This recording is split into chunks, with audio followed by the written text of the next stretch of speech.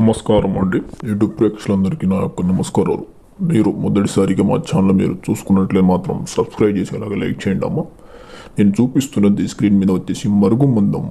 మరుగుమందు అంటే ఏంది, దేనికి పెడతారంటే విడిపోయి ఉన్న భార్య భర్తలకు కానీ లవర్స్లకు కానీ మన పిల్లల మాట వినకపోయినా సరే, అత్తాకోట్ల మధ్య తగాదున్నా సరే, మన మాట వినాలనుకున్న వాళ్ళకి ఖచ్చితంగా ఈ మరుగుమందు అనేది ఒక్కసారి బయటెక్కిన 3 నుంచి 5 రోజులకు 100% మనం వశం అవుతారమ్మా.